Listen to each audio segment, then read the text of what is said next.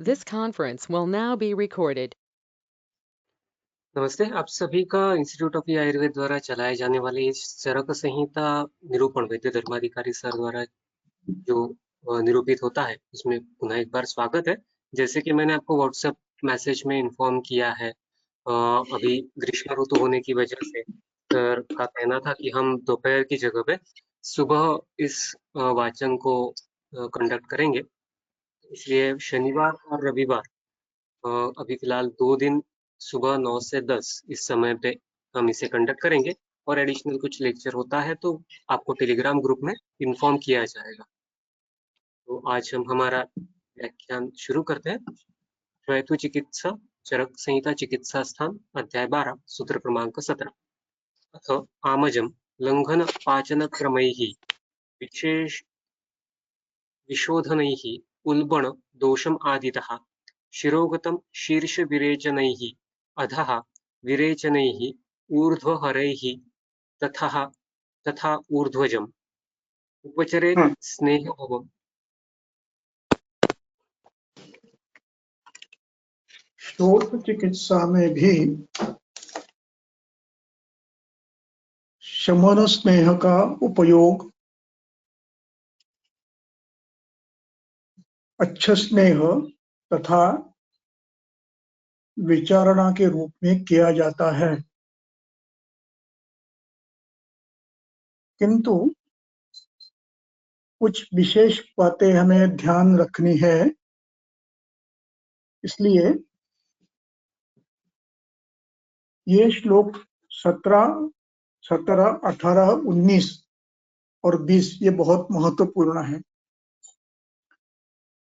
इसमें शोथ के भिन्न भिन्न अवस्थाओं का वर्णन है। पहला है अथ आमजम, ये सामासिक शब्द है। आम जो यस्य जन्मः आमेन सह आमजः तम लंघन पाचन ही, उसकी पहले चिकित्सा लंघन पाचन करनी है, और यदि आवश्यक है तो शोधन भी करना है। आदितः, आदितः ये शब्द है, ये अर्थापत्ति तंत्रयुक्ति बताता है। पहले ये करना है, इसका अर्थ बाद में कुछ और करना है। आदितः क्या करना है? लंघन पाचन क्रम करना है। लंघन में आप विशोधन भी करेंगे, उल्बण दोष है तो, शिरोगत है तो शिर विरेचन करेंगे, पैत्तिक है तो विरेचन करेंगे, और सबसे महत्वपूर्ण श्लोक अगला है। वे कहते हैं स्नेह भवम विरुक्षणैः उपाचरेत। कभी कभी शोथ स्नेहज भी होता है, इसलिए हेतु देखना अनिवार्य है। जो स्नेह भव है उसको विरुक्षण करके करना पड़ता है, यानी रुक्षण के लिए त्रिकटु, त्रिफला, नागरमोथा, तक्र इत्यादि का प्रयोग करना पड़ता है। और उसके बाद कहते हैं रूक्षजे, यदि रूक्षजे, रूक्ष हेतु के कारण अतिमात्रा में तिक्त कटु कषाय का सेवन, लंघन, व्यायाम, अध्वगमन आदि से, जागरण से, यदि विरुक्षण शोथ उत्पन्न हुआ है तो उसमें स्नेह विधि पहले करना है। उसके बाद कहते हैं विबद्ध विटके अनिलजे। कभी कभी मल की ग्रंथियां होकर वातज शोथ पक्वाशय में भी आता है, उदर में आता है। वैसे अनिलज शोथ, वहां विटका का संबंध नहीं है, ये पूरे शरीर में आ सकता है कहीं ना कहीं। वहां पर जहां बद्ध विटका के कारण उदर में ग्रंथि शोथ है, उच्छेद है, गंडानी है, तो उसमें निरोह देना चाहिए। और यदि उदर में पैक्तिक शोथ है तो निरामावस्था में है, वातज है, पित्तानिलज है, तो तिक्त घृत तिक्त पय का प्रयोग करना है। और यदि कफोत्थित है तो विशोधनीय मूत्र मिच्छते, कफज में है तो शोधन में आप मूत्र का प्रयोग, गोमूत्र का प्रयोग करेंगे। और क्षार, कटु, उष्ण, तक्रासव इनका प्रयोग करेंगे। और हेतु कैसे बंद करना उसका उदाहरण नीचे बताते हैं। ग्राम्य आनुपज पिशितम, अगला श्लोक 20।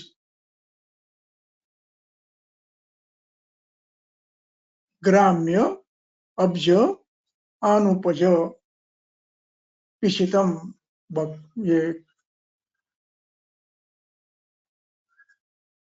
ग्राम्य जो भी पशु है जिनको घर में पाला जाता है, ऐसे ग्राम्य जलज यानी मछली, अनुपज यानी अनुप्रदेश में होने वाले, इनका मांस नहीं खाना चाहिए, बंद कर देना चाहिए। शुष्क शाक बंद कर देना चाहिए। नवान्न पान, नव खास करके तंडुल और गेहूं बंद करना है।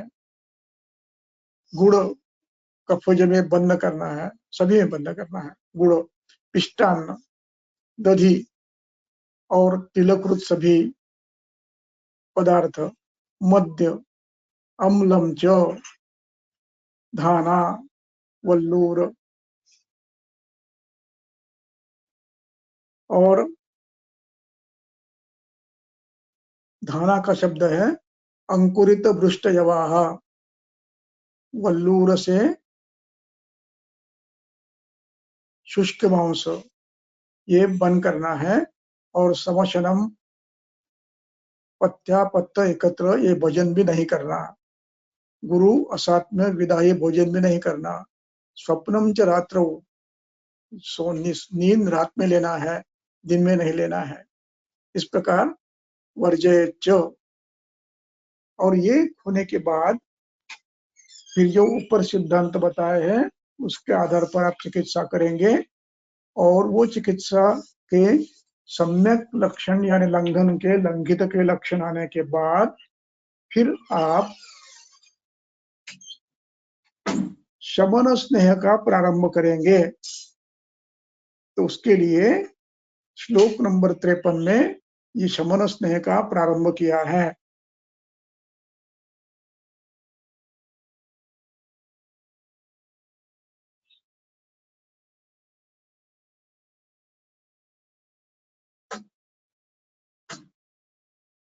पटोल मूल इत्यादि से अमर, दारू, दंती, त्रायंती, पिप्पली, विशाला, अभया, यष्टि, तिक्तरोहिणी, चंदन, निचुलानी, दारवी, इनका एक एक कर्ष लेकर इनका क्वाथ बनाना है। और एक कुड़ो जल में इसका घृत सिद्ध करना है। ये शमन स्नेह है। वैसे ही 53, 55 में भी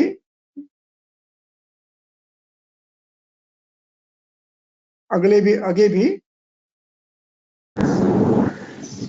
57 में भी ऐसे घृत का वर्णन है। और 58, 59 में जो है वो बड़ा महत्वपूर्ण है। तो 53 में जो है, 54 में, उसमें उसी प्रकार बिल्व, दाड़िम, यावसूक, पिप्पली मूल, चव्य, इनसे सिद्ध घृत करना है और वो उसका सेवन करना है। ये घृत अर्श, गुल्म, शोथ, इनमें अग्निदीप्त करता है और शोथ कम करता है। उसी प्रकार कल्याणक घृत का भी वो अलग वो करते हैं, पंचगव्य का और तिक्त, महातिक्त और तिक्त का भी उल्लेख करते हैं। इस प्रकार शमन के रूप में इनका प्रयोग आप कर सकते हो अच्छे रूप में और शमन की मात्रा में। उसके बाद एक बड़ा महत्वपूर्ण घृत बताया है, वो पढ़ने लायक है, मैं पढ़ता हूँ। क्षीरम घटे चित्रक कल्पलिप्ते दध्यागतम साध विमत्थतेनम। चित्र का कल्क बनाकर घड़े को, मिट्टी के घड़े को अंदर से लगा देना है और उसमें क्षीर डालना है। चित्रकलिप्त घटे में, घड़ में क्षीर डालना है और जब उसका दही बन जाएगा तो उसका अच्छा मंथन करना है और मंथन के बाद जो घृत मिलेगा, तज्जम घृतम चित्र का गर्भ मूलम, ये घृत, ये मक्खन, ये चित्र का गर्भ होगा। और ये फिर जो घृत, ये मक्खन मिलेगा, इसका घृत बनाना है। ये घृत फिर तक्र सिद्ध करना है। ये अर्श, अतिसार, गुल्म, मेह, इन सभी व्याधि में शमन के रूप में आप प्रयोग कर सकते हो। ऐसे बहुत से हैं, तो पूरे बताना कठिन है।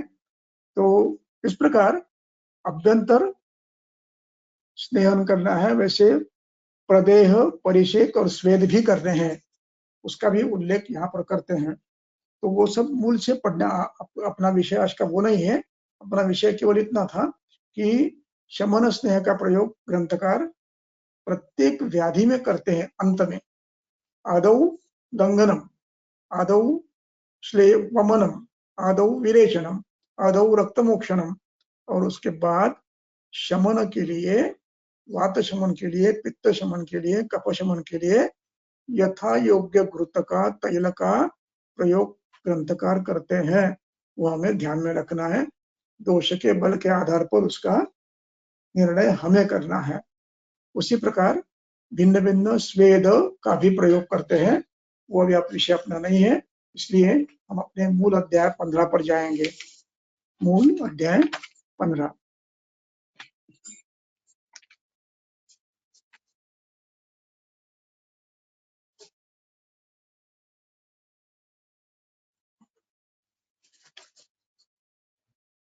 हमने देखा था कि इसके पूर्व उपकल्पनीय अध्याय में जो भी हमें करना है उसकी सिद्धता कैसे करना है, उसकी सिद्धता में हमने देखा था शीलवती जीवत वत्सा गो होनी चाहिए, जीवित वत्सा। और उसमें कैसी होनी चाहिए, उसके लिए रहने का घर हो, वो शीलवती हो, अनातुर हो, उसके लिए पानी पीने की व्यवस्था, रहने की व्यवस्था सब होनी चाहिए। उसके बाद जो वो शुरू होता है वो है अपने कर्म के लिए जो साहित्य आवश्यक है उसका वर्णन किया है। उसमें पहला शब्द है पात्री। पात्री का अर्थ यह है पानी पीने का छोटा बर्तन, जिसको हम ग्लास कहते हैं, प्याला कहते हैं, प्याली कहते हैं, उसको पात्री कहते हैं। आचमनीय उदक, आचमनीय उदकोष्ठ, यानी उदकोष्ठ का अर्थ है जिसको आचमन करने के बाद, मुंह धोने के लिए, बाद धोने के लिए जो जिससे पानी फूका जाता है उसको कहते हैं आचमनीय कोष्ठ। यानी आप ये कहो वॉशरूम या वॉश बेसिन या ऐसे स्थान की जहां पर गंडूश करके, आचमन करके गंडूश करके पानी फेंका जाए, उसको कहते हैं उदकोष्ठ, आचमनीय उदकोष्ठ। उदकोष्ठ से ऐसा पात्र जैसे पिगदानी होती थी पान पीने खाने के बाद फूकने के लिए, वैसे पात्र को उदकोष्ठ कहते हैं। उसके बाद एक शब्द आता है मणिक।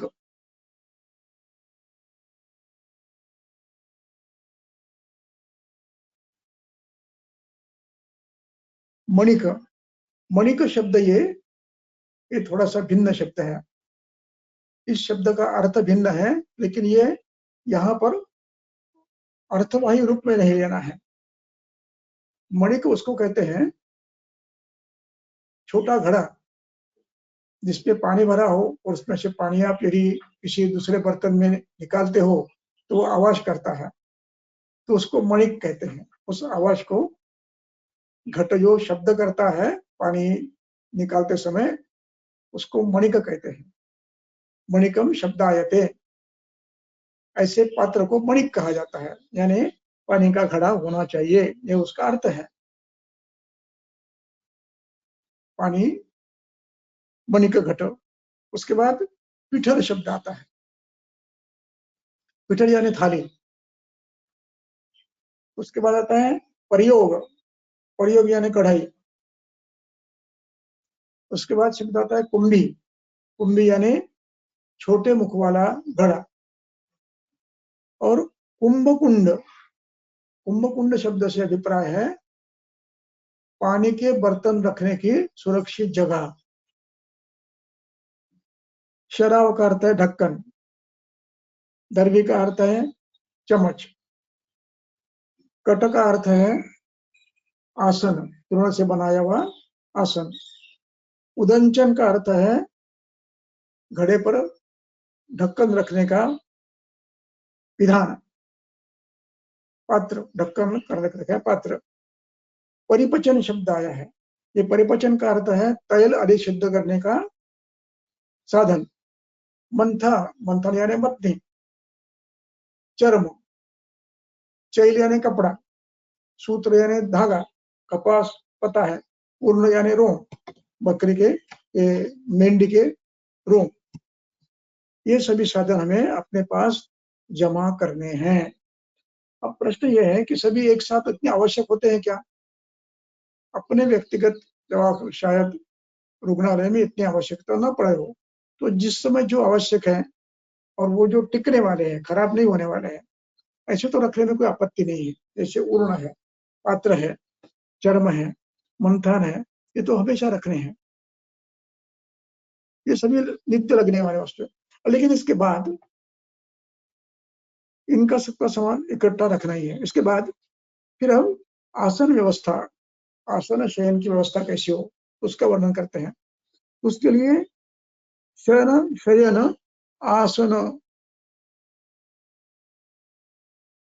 ये सभी सामान यानी बैठने का, वमन के लिए बैठने का आसन, वमन के बाद बैठने का आसन, उसके बाद वमन पूरा होने के बाद सोने का, ये सब उपन्यस्त होना चाहिए, यानी समीप होना चाहिए। ऐन समय पर लाने की व्यवस्था आवश्यकता नहीं है। उसके बाद भंगार, भृंगार, ये भृंगार शब्द ये नया है। ये भृंगार शब्द से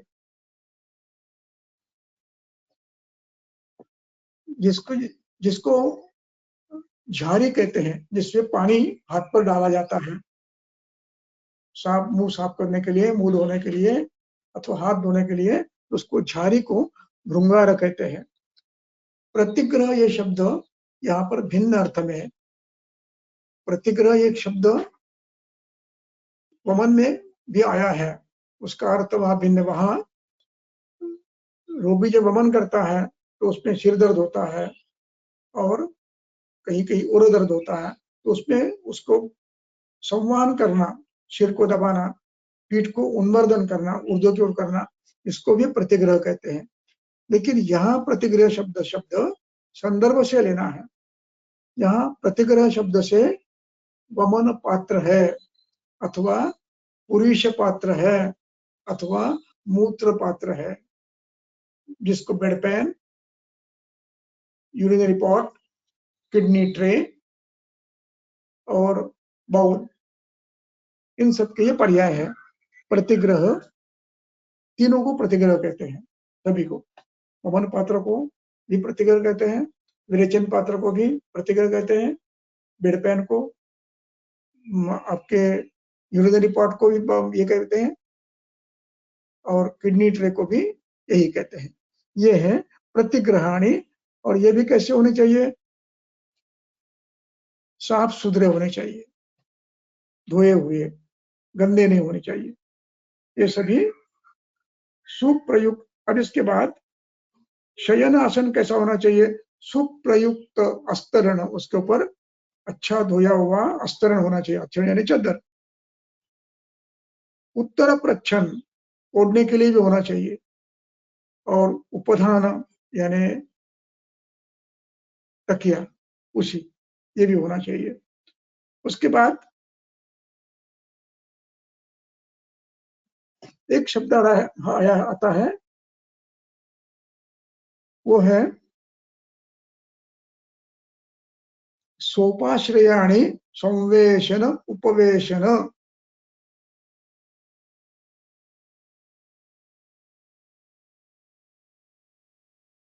संवेशन उपवेशन।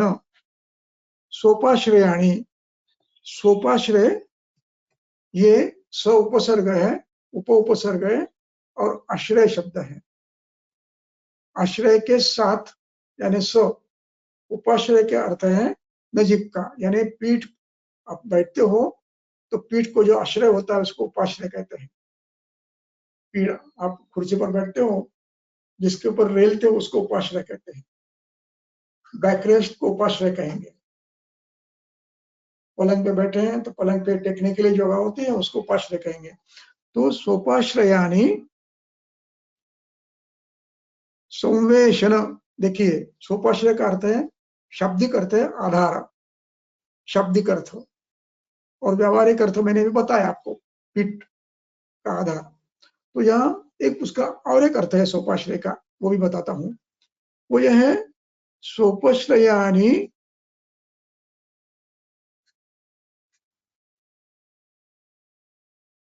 संवेशन उपवेशन, ये दो शब्द पता है। संवेशन यानी प्रवेश करने की जगह, ये भी उपाश्रय होनी चाहिए। जहां से रोगी को प्रवेश करना है अपनी कक्षा में, वहां पर भी उपाश्रय यानी आधार की जगह होनी चाहिए।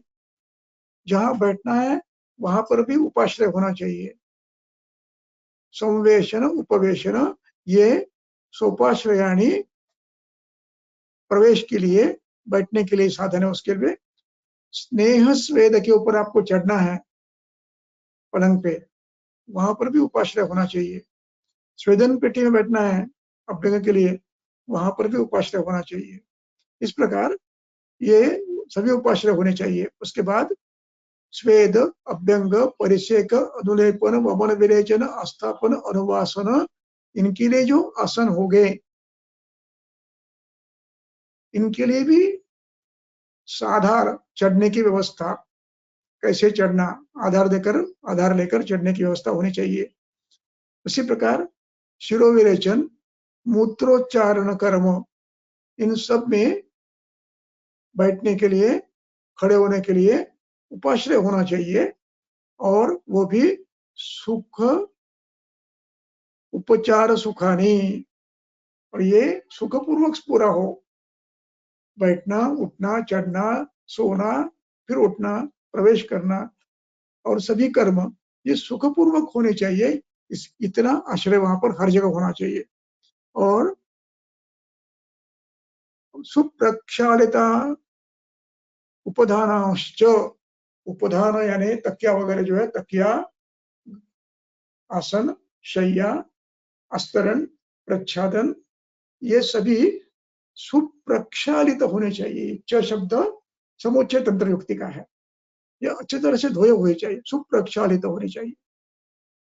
और उसके बाद अन्य साधन, दृश्यद यानी दृश्यद उसको कहते हैं, इसको क्या कहेंगे, पत्थर का पाटा जिस पर चटनी बनाई जाती है, उसको दृश्यद कहते हैं। तो दृश्यद यानी उसमें ये भी आएगा, खरल भी आएगा।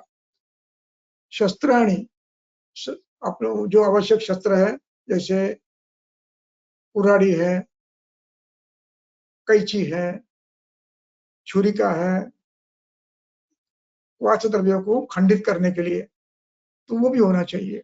और उपकरणानि, धूम नेत्र, बस्ती नेत्र, उत्तर बस्ती का यंत्र, कुशहस्तक यानी झाड़ू, तुला यानी माप करने का साधन, और मानभांड यानी जिससे आप गिनते हो 1 लीटर 2 लीटर ऐसे मानभांड, ये सब होने चाहिए। और अब इसके अतिरिक्त जो विषय है, ये हर व्यक्ति के पंचकर्म में जहां तक संभव है ये होने चाहिए। क्या है? घृत तैल, सिद्ध घृत तैल होने चाहिए।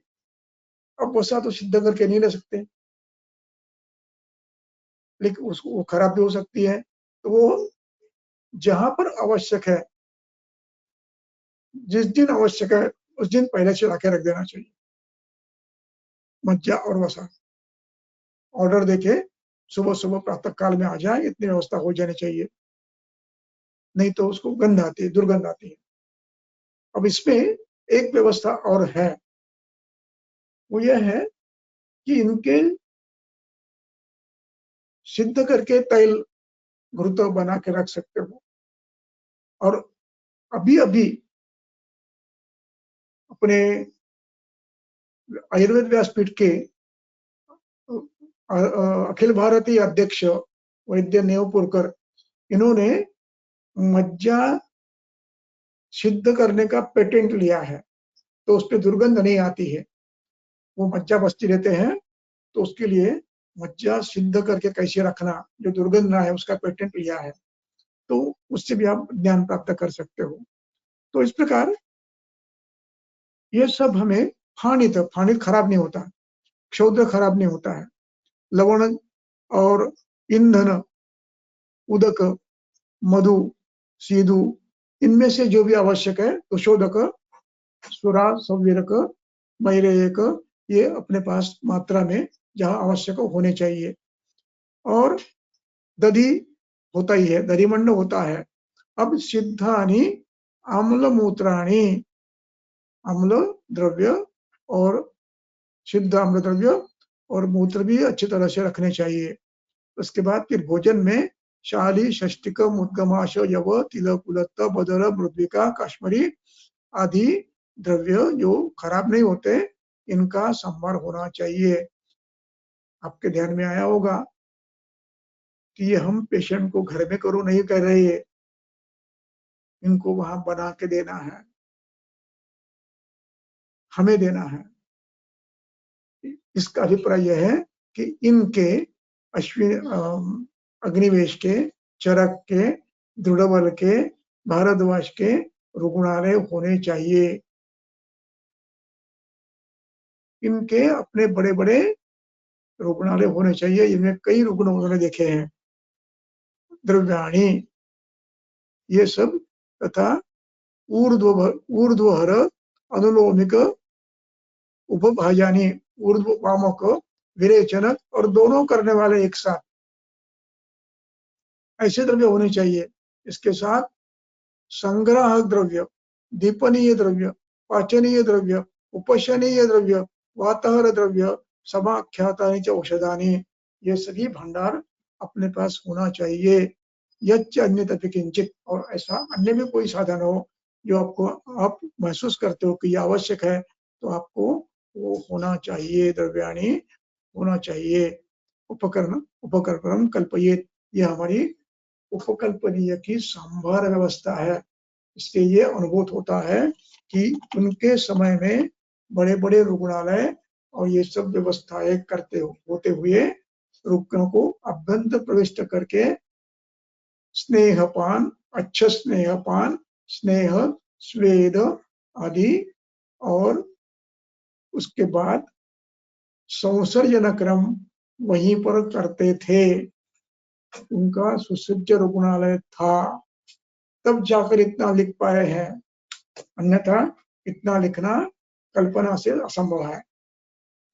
तो यहाँ पर उपकल्पन ये था कि एक कल्पना यहाँ स्पष्ट हो गई है। अब इसके बाद आते हैं श्लोक नंबर 8।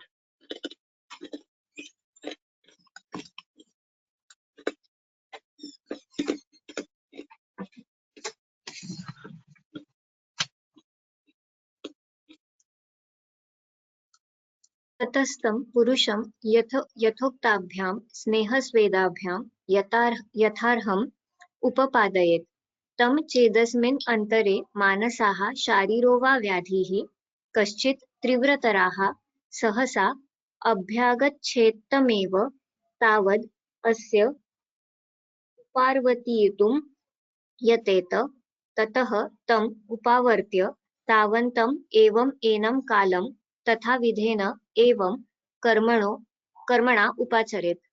बस ततः बस बस काफी इतना। अब ये श्लोक महत्व का है। क्यों महत्व का है वो पढ़ने के बाद स्वयं समझ जाओगे आप। अब पहला शब्द है ततः, इतने से व्यवस्था आपने कर ली। उसके बाद इस अर्थ में ततः शब्द आया है।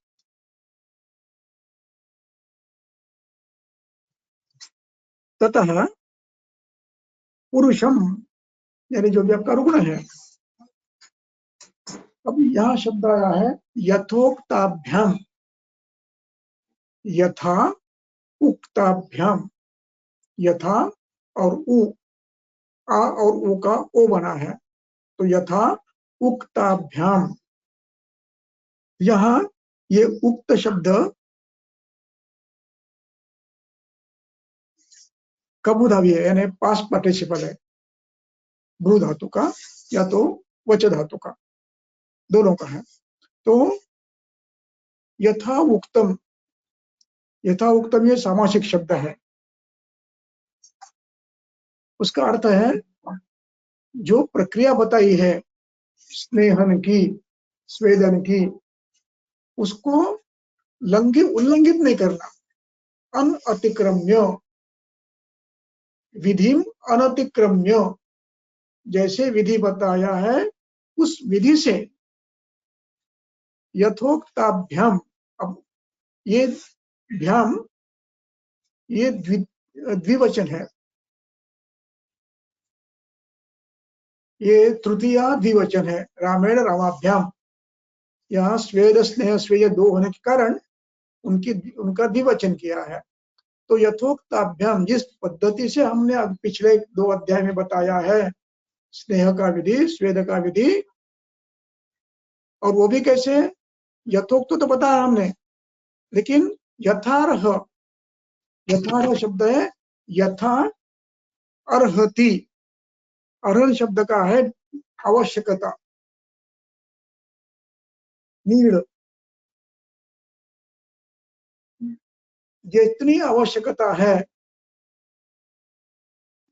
यथा अर्ह ये सामाजिक शब्द है, इसमें यथा शब्द प्रधान है। अव्ययी भाव समास है ये।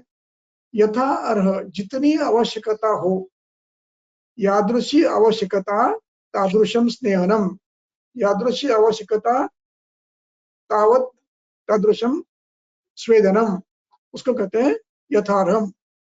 अभिप्राय बल के आधार पर, दोषों के, व्याधि के, रुग्ण के बल के आधार पर यथार्हम उपपादयेत।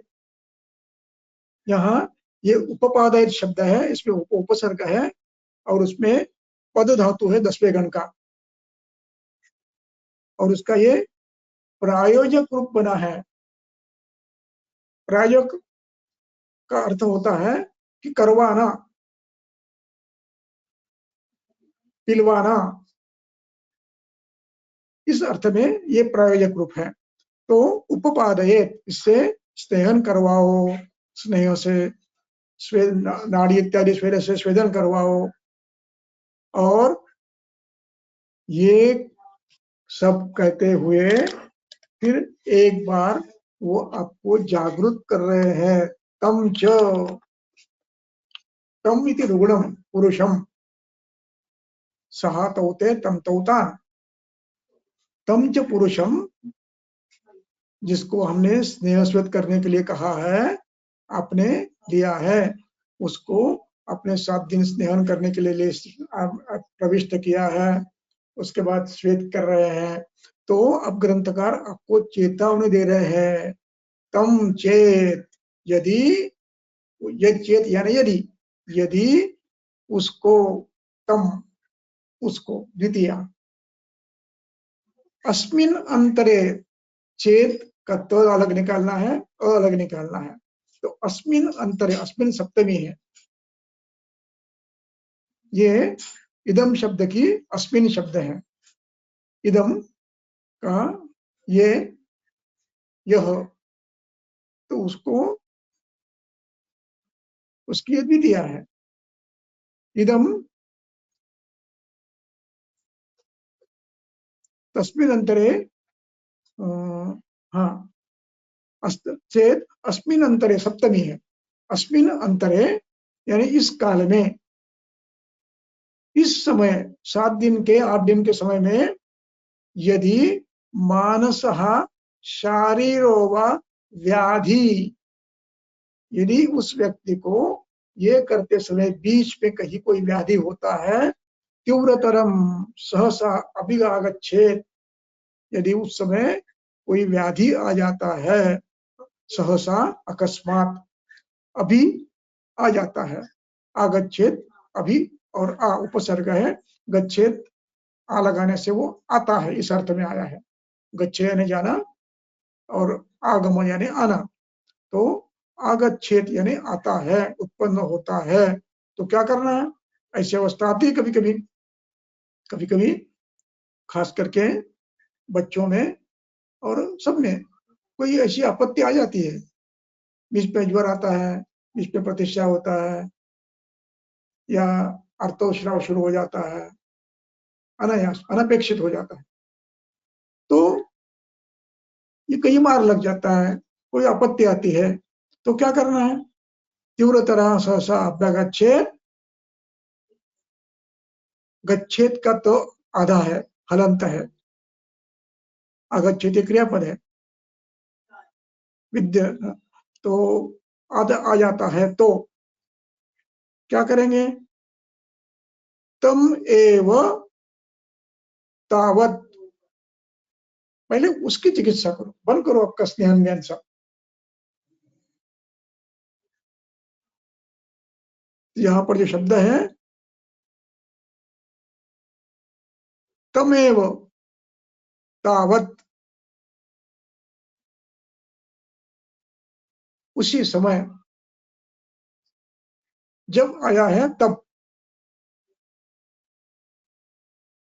तावत एव अस्य उपावर्तयितुम यतेत, उपावर्तयितुम यतेत, ये तावत शब्द से अभिप्राय यह है कि सब बंद करो अब तुम्हारा, पहला पहला उपक्रम आप ये करो कि आप उसका निवारण करो, जो भी आपत्ति आई है उसका निवारण करो, उसके लिए समय दो। अब तावत अस्य, अस्य षष्ठी है, इसकी, इसको, उपावर्तयितुम, उपावर्तयितुम ये तुमंत इच्छार्थक अव्यय है, प्रयास करो, किसका, उपावर्तयितुम, यहाँ उप, ये उपपद है, ये है, और आवर्तयितुम ये क्रियापद है। अब यहाँ उपावर्तयितुम इस शब्द का अर्थ होता है जो अवस्था आई है उसको निवृत्त करो, मूल स्थिति में आ जाओ, पेशेंट को मूल स्थिति में लाओ, इस अर्थ में ये उपावर्त शब्द है, ये उपसर्ग है। आवर्तयितुम ये तुमंतव्य है, उसमें धातु है भ्रू, वर्त धातु है, तो उसका ये तुमंत प्रत्यय है, तुमंतव्य है, तो उसको फिर से प्रकृत अवस्था में लाने के लिए प्रयास करो, इस अर्थ में उपावर्तयितुं यतेत, यत क्रिया इस अर्थ में है, यत्न यानी क्रिया, तो यतेत प्रयत्न करें, क्रिया करें। अब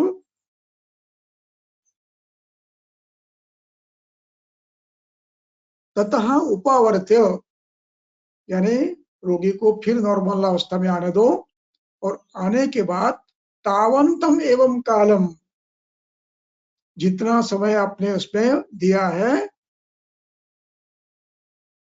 उतना ही काल तथा विधेन कर्मणा उपचरेत। अब यहाँ पर तथा विधेन कर्मणा उपचरेत,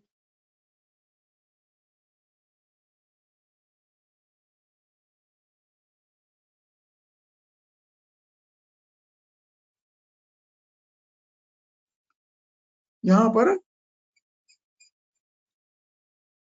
ये इस शब्द का अर्थ समझना आवश्यक है। जितना समय आपको उपावर्तन में लगा है, तावंतम एवं एनम, तावंतम कालम, उसको उपावर्तन में यानी नॉर्मल करने में जो समय लगा है, तो नॉर्मल आने के बाद के लिए शब्द है उपावर्त्य। ये लेबंत है यानी पूर्व कालवाचक धातु साधित विशेषण है, तो उसको जिसको नॉर्मल आने के जितना समय लगा है उतना ही काल, यानी आपको 4 दिन लगे होंगे उसको नॉर्मल को लाने के, तो तथा विधेन एव कालेन, तथा विधेन एव कर्मणा उपाचरेत, तावंतम एवं कालम, जितना दिन आपको ठीक होने को लगा है उतना ही दिन आगे उसको उस चिकित्सा से यानी जो भी आवश्यक है वो चिकित्सा करते रहो, बल प्राप्ति करते रहो। तथा विधेन कर्मणा उपाचरेत, ठीक होने के बाद भी गड़बड़ मत करो, उसको बल प्राप्ति करने के लिए समय दो, आहार वगैरह अच्छा दो, आहार से बलवान करो, जितने दिन उसको लगे हैं ठीक होने के उतने दिन आगे आपको ये करना है। और उसके बाद फिर शेष कर्म आपका उपाचरेत, उसके बाद ततस्तम पुरुषम, फिर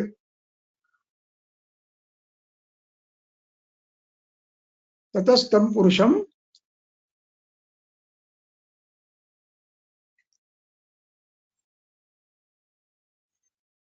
अब इसका एक हिस्सा बाकी शेष है, उसकी टीका चक्र पढ़ने की नहीं है, वो ये है कि ये उपचार करने के बाद जो शेष भाग बचा है स्नेहन का, वज्ञं का, वो बाद में पूरा करना है।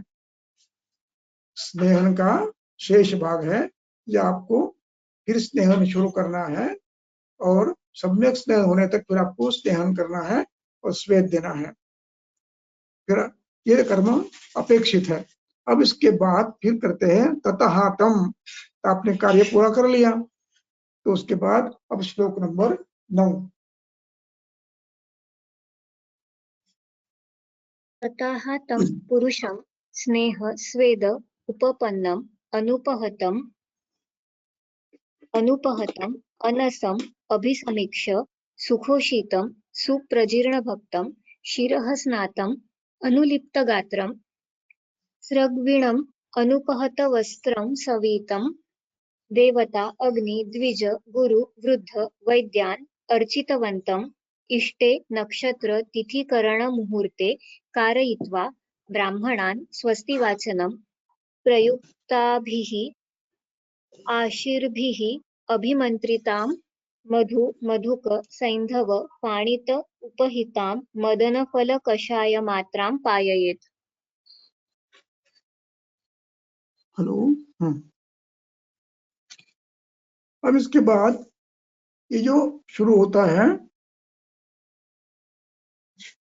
कि ततः तम, उसके बाद तम पुरुषम द्वितीय स्नेह स्वेदोपपन्नम, यानी स्नेह स्वेद पूरा हुआ है, उपपन्नम, पन्न ये कबूधा भी है, पास्ट पार्टिसिपल है, आपने पूरा करवाया है। क्या पूरा करवाया है? स्नेह स्वेद उपपन्नम। और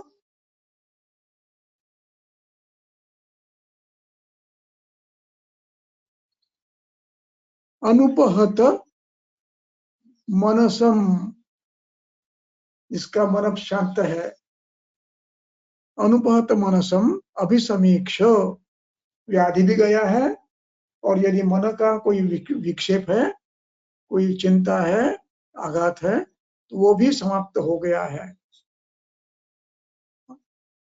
अभिसमीक्ष, अभी ये उपसर्ग है, और सम ये भी उपसर्ग है, ईक्ष ये धातु है, तो ईक्षक ये लेबंत है, देखना इस अर्थ में जो धातु है, तो उसका ये लेबंत है, यानी पूर्वकारवाचक धातु साध्य विशेषण। तो देखते हुए, क्या देखते हुए?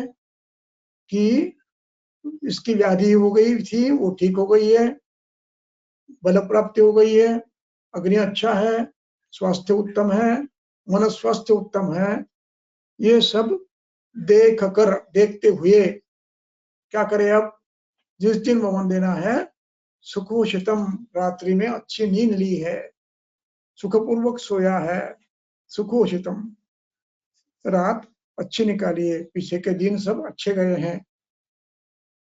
और सुप्रकीर्ण भक्तम, रात्रि का भोजन पूर्ण परिणत हुआ है, ये देखते हुए, अभिसमीक्ष ये देखते हुए, पहले ये देखना है, रात्रि में भोजन किया था कि नहीं, दही चावल आपने कहा था वो खाया है कि नहीं, उसका परिणमन ठीक हुआ है कि नहीं, मल प्रवृत्ति हुई है कि नहीं, ये सभी देखना है। अब इसके बाद स्नातम, शिर स्नातम, उसको अच्छी तरह से स्नान करवाना है। अनुलिप्त गात्रम, अनुलेप लगाना है। उस समय की परंपरा कि स्नान के बाद चंदन आदि का लेप लगाते थे। गात्रम श्रग्विणम, माला पहना है, श्रग यानी माला, श्रग्विण युक्त, माला श्रग्विणम, जिसने माला पहनी है। अनुपहत वस्त्रम, जिसके वस्त्र भी अच्छे हैं, मलिन नहीं है, फटे हुए नहीं है, धोए हुए हैं। और संवितम, अनुपहस्त वस्त्र संवितम, ये एक शब्द है, सामासिक शब्द है। अनुपहत वस्त्र, जो वस्त्र खराब नहीं है, स्वच्छ है, वलित नहीं है, मलिन नहीं है, और जीर्ण नहीं है, उसको कहते हैं अनुपहत वस्त्रम। अनुपहत, अमलिन, अवली, और जो जीर्ण नहीं है, ऐसा, ऐसे अनुपहत वस्त्र संवितम, संवित यानी पहना हुआ, संवित यानी टू ड्रेस, इन ऐसे अच्छे वस्त्रों से वो कपड़े पहने हुए हैं, स्नान किया है, अनुलिप्त गात्र किया है, माला पहनी है, और अच्छे वस्त्र भी धारण किए हैं, ऐसे। इसके बाद देवता, अग्नि, द्विज, गुरु, वृद्ध वैद्य, वैद्यान, अर्चितवंतम, और उसने अपनी इच्छा से, अपनी परंपरा के अनुसार, घर में यदि वृद्ध व्यक्ति है, गो है, कोई ज्येष्ठ व्यक्ति है, कोई ब्राह्मण है घर में, कोई गुरु है, उन सबको, उनकी देवता है, उनके जो इष्ट देवता है, उनको अर्चितवंतम, जिसकी उसने पूजा की है, अर्चितवत, युक्त इस अर्थ में कि जिनकी पूजा की है। और इष्टे नक्षत्र, नक्षत्र अच्छा है, तिथि अच्छी है, मुहूर्त अच्छी है, वो देखकर इन सबको स्वस्तिवाचनम कारयित्वा, अच्छे मुहूर्त में स्वस्तिवाचन प्रयुक्ता भी, पुरोहितों के द्वारा स्वस्तिवाचन, आशीर्वचन और अभिमंत्रित करते हुए उसको बिठाना है। और फिर अब उसको मधु, मधुक, सैंधव, फाणित, उपहित, मदन फल कषाय पिलाना है। मात्राम पाये। ये कैसे?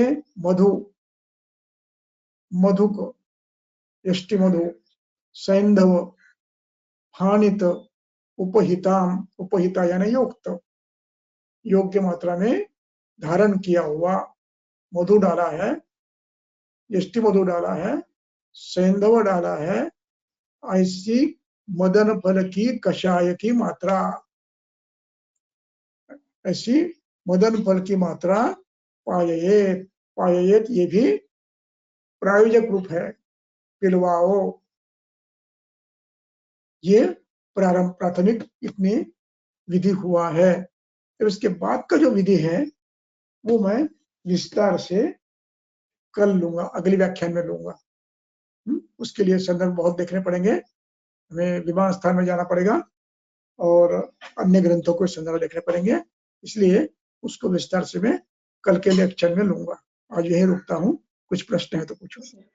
जी सर, एक क्वेश्चन है, स्नेहपान के बाद यदि वमन विरेचन के दिन आर्तव दर्शन हो तो तब क्या करें? फिर से एक बार। स्नेहपान के बाद यदि वमन विरेचन के दिन आर्तव दर्शन हो तब क्या करें? तो रुकना है जब तक समाप्ति न हो और बल प्राप्ति न हो तब तक 6 दिन रुकना है, और फिर 2 दिन स्नेहपान करके आवश्यक हो तो थोड़ा सा करके फिर वमन करवाना है।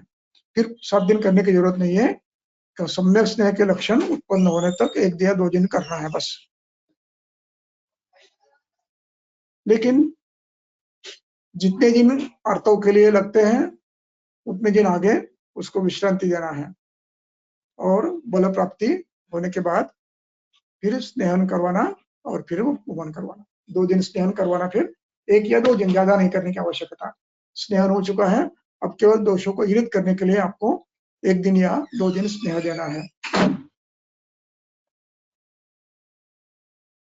सर फिर पाचन की भी आवश्यकता होगी क्या फिर से? हाँ, उसके बाद यदि सामावस्था है तो पाचन करेंगे, नहीं तो नहीं। ज्वर आया है तो पाचन करेंगे, अतिसार हुआ है तो पाचन करेंगे, अन्यथा करने की आवश्यकता नहीं है। अजीर्ण हुआ है तो पाचन करेंगे, ऐसा कोई नहीं है। तो सामान्य चिकित्सा करके 4 दिन विश्रांति देकर पुनः आहार सम्यक करके स्नेहन करवा, 1 दिन 2 दिन, ज्यादा नहीं। स्नेहन तो आपने किया ही है, तो मलजीर्ण के लिए 1 दिन और स्नेहन करना है, और फिर रात्रि में जीर्ण होने के बाद दही चावल देके दूसरे दिन वमन करवा सकते हो, दूसरे या तीसरे दिन। 2 दिन श्वेत दो, श्वेत 2 दिन श्वेत लगता है, 2 दिन श्वेत दो और फिर करो। ये अपने अपने ऋतु के अनुसार करना है, ऋतु और काल, ऋतु बल और काल। ग्रीष्म ऋतु में 1 दिन का श्वेत होता है, ये वसंत में, लेकिन शीतकाल में आपको 2 दिन को 2-3 दिन देना पड़ेगा। इसलिए अपने हिसाब से कितना दिन देना वो निश्चित करना। और स्नेहपान के बाद उत्क्लेशक आहार देने के बाद अगर अजीर्ण जन्य लक्षण निर्माण होते हैं तो फिर क्या करना चाहिए? तो उस दिन उसको देना नहीं है। यदि उसमें भी अजीर्ण ऐसे हुआ है कि उत्क्लेश हो रहा है तो गर्म पानी पिलाकर सर्दी करवा देना है। यदि आमाशय में उत्क्लेश है तो करवा देना है, बस इतना ही करना है। और फिर सामान्य भोजन देकर फिर 2 दिन विश्रांति, और फिर सम्यक वमन के लिए फिर प्रयास करना है।